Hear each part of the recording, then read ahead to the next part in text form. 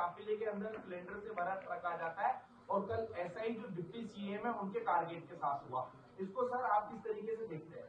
देखिए, जो भी हुआ वो नहीं होना चाहिए और इस पर गंभीरता से प्रशासनिक व्यवस्थाओं में लगे लोग इसका आकलन कर रहे हैं, जांच कर रहे हैं और मैं समझता हूं कि कोई एकाएक घटना को हम इस बात से जोड़कर नहीं दे सकते कि इसमें कोई चूक हुई है। ये दुर्घटना थी, दुर्घटना कभी भी नहीं हो सकती पर होनी नहीं चाहिए। इसके बारे में आगे से सावचेती हो रही है। आपका सवाल है, लंबा अनुभव है आपको का। मेरा सवाल ये है कि जब प्रधानमंत्री यहाँ पर आए थे राजस्थान में, उन्होंने कहा था कि राजस्थान की लॉ एंड ऑर्डर बहुत अच्छा है, लेकिन आप ही के एक जो एमएलए हैं बाल मुकुंदर चार्य, वो सड़कों पर निकलते हैं, आईडी कार्ड पे करते हैं, महिलाओं को उल्टा सीधा बोलते हैं, लोगों से बदतमीजी करते हैं। तो ये अधिकार किसी विधायक का नहीं है, इस तरीके से जज नहीं कर सकते। तो ये क्यों कर रहे हैं? ये कोई व्यक्तिगत तौर पर अगर कुछ करता है तो ये संज्ञान में संगठन के और सरकार के नहीं है। इसको जहाँ इन बातों का उत्तर ध्यान देना चाहिए, वही उत्तर दे पाएंगे।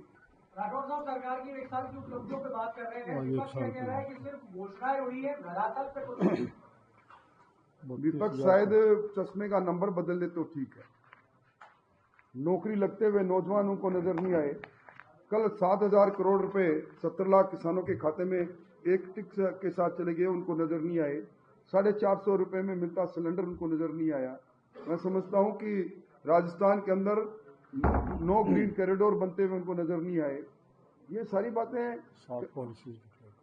एक साथ 10 पॉलिसीज बनाना, नीतिगत निर्णय करना, क्यों नहीं बनाई उन्होंने पॉलिसी?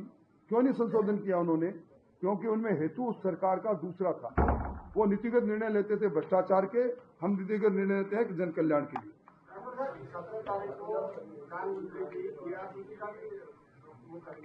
अभी हमारे प्रस्तावित कार्यक्रम में ये सारी बातें हैं, क्योंकि जो दोनों मुख्यमंत्री रहेंगे तो निश्चित तौर पर ईआरसीपी धरती पर आएगी। राठौर साहब, भगत सिंह खाचरियावास कह रहे हैं कि राजस्थान में सिर्फ पार्टी हुई है, रामबाग के होटलों में जरा उनको पुराना अपने समय का इस समय याद आ रहा होगा। प्रताप सिंह जी की स्मृतियों में पुरानी फिल्म चल रही है। होटलों में रहते, ये खुद होटलों में कितने दिन रहे? जो सरकार लंबे समय तक 70 दिन होटलों में, अलग अलग होटलों में कैद रहे अपने लोगों के साथ, उसको होटल याद आ रहे हैं।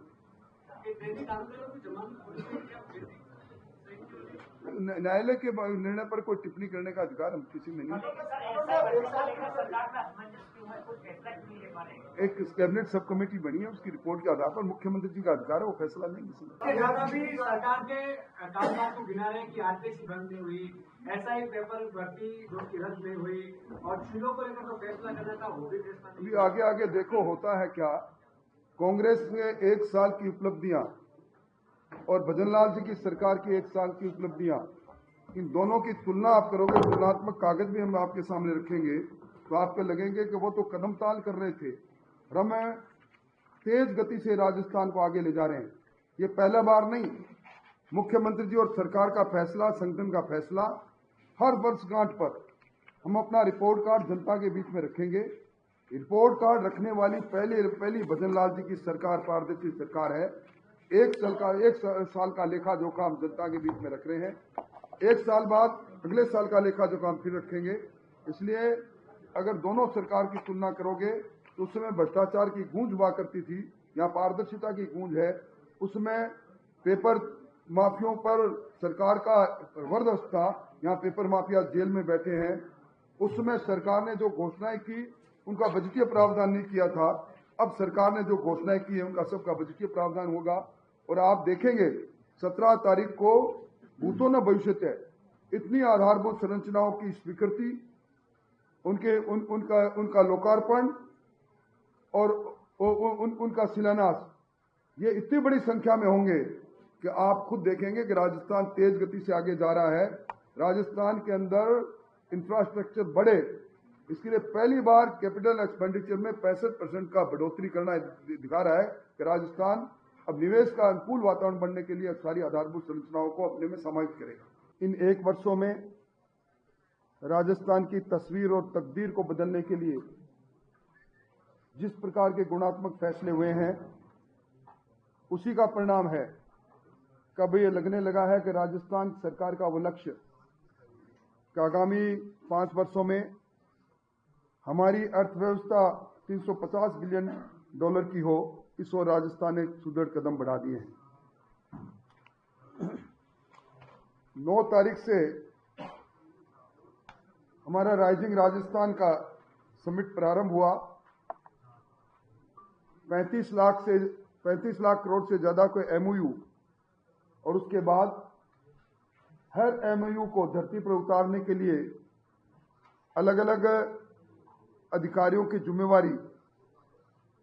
पहले जो स्ट्राइकिंग रेट रहा है, इससे पहले एमओयू का वो कम रहा, पर भजनलाल जी की सरकार का लक्ष्य जो एमओयू हुआ है वो धरती पर उतरे और उसके बाद युवा सम्मेलन के माध्यम से राजस्थान में पहली बार 80,000 से ज्यादा भर्तियों के एक साथ कैलेंडर को जारी करना, 22,000 की नियुक्ति देना, पारदर्शी तरीके से जिस प्रकार काम हुआ है। अब नौजवानों का विश्वास भी है कि उनकी योग्यता पर कोई प्रश्न चिन्ह नहीं लगा सकता। फिर किसान सम्मेलन, महिला सम्मेलन, आज महिला सम्मेलन और उसके बाद श्रमिक सम्मेलन।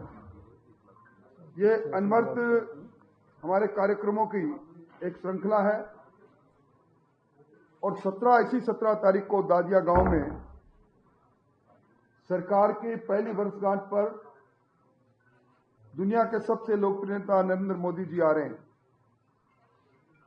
हमने लक्ष्य रखा है कि अब तक जयपुर में जितनी भी सभाएं हुई हैं, जितने भी सम्मेलन हुए हैं, उन सब का रिकॉर्ड हम तोड़ें। इस सम्मेलन के अंदर राजस्थान के अंदर 52,000 बूथ से पार्टी के समर्पित कार्यकर्ता और वो लोग जिनको केंद्र और राज्य सरकार की योजना से लाभ मिला है, प्रधानमंत्री जी का अभिनंदन करने आ रहे हैं। राजस्थान के दूरस्थ इलाके से लेकर राजधानी जयपुर तक सब जगह से इस सम्मेलन में लोग आ रहे हैं। इस सम्मेलन की खूबसूरती ये रहेगी कि हमेशा आपने देखा होगा ईआरसीपी जब मूर्त रूप ले रही थी मध्य प्रदेश के अंदर, उस समय तत्कालीन समय में कांग्रेस सरकार के मुख्यमंत्री विरोध कर रहे थे। पहली बार इस 17 तारीख के कार्यक्रम में मध्य प्रदेश और राजस्थान प्रधानमंत्री जी की उपस्थिति के अंदर ये जो संशोधित पार्वती कालीसिंह चंबल लिंक परियोजना, जिसको हम एकीकृत ईआरसीपी कह सकते हैं, जिसमें राजस्थान के लिए ये जीवनदायिनी होगी। 21 जिलों में पीने का पानी और 2,52,000 के लगभग इसके अंदर सिंचित क्षेत्र होगा। और खूबसूरती इसमें है कि इस योजना को राष्ट्रीय परियोजना का दर्जा मिले। इस दृष्टि से भी राजस्थान सरकार आगे बढ़ चुकी है। 94,000 करोड़ की स्वीकृतियां जारी हो चुकी। अनेकों कामों के बारे में अगर मैं चर्चा करूं तो लंबा समय लगेगा, पर मैं कह सकता हूं कि आधुनिक भागीरथी के रूप में भजनलाल जी को इसलिए लोग याद करेंगे कि ईआरसीपी को मूर्त रूप के धरती पर उतारना और यमुना जल का वो समझौता जो सरदेव भैरव सिंह जी शेखावत ने 32 वर्ष पहले किया था, उसको धरती पर उतारना। मैं कह सकता हूं कि राजस्थान अब बदलता हुआ राजस्थान विकसित राज्यों की श्रेणी में खड़ा हो जाएगा। मुख्य रूप से प्रधानमंत्री जी का आगमन इस राजस्थान को नई सौगात और नई दिशा देकर जाएगा। मुख्यमंत्री जी ने जिस विजन से राजस्थान को पहले साल के अंदर जिन एक तरह से आधारशिलाएं रखी है, राजस्थान अब देश के अग्रणी राज्यों में शामिल होकर हिंदुस्तान की अर्थव्यवस्था के अंदर बड़ी भागीदारिता निभाएगा। पारदर्शी शासन और 10 नीतियों को लागू करने वाला ये पहली बार हुआ है। नीतिगत निर्णय जब होते हैं, नीतियों के आधार पर जो पारदर्शिता स्वतः ही आ जाती है। मोटे तौर पर इन मोटी मोटी बातों के साथ राजस्थान विद्युत की दृष्टि से आत्मनिर्भर बने। राजस्थान में बड़ी संख्या में सोलर के अलग अलग अलायंसेज हुए हैं, एमओयू हुए हैं और राजस्थान के किसान को आगामी वित्तीय वर्ष से दिन में बिजली मिलने लग जाए, इसकी संभावनाएं बढ़ गई है। मोटे तौर पर मुझे कुछ मोटी मोटी बातें आपके सामने रखनी थी 17 तारीख के कार्यक्रम के लिए। हमारा कार्यक्रम लगभग 10:30 और 11 बजे के बीच में प्रधानमंत्री जी पहुंचेंगे और लगभग 2 घंटे के पश्चात वहां से प्रस्थान करेंगे। हमें इस पहली हमारी वर्षगांठ को जनमानस में यादगार वर्षगांठ बने।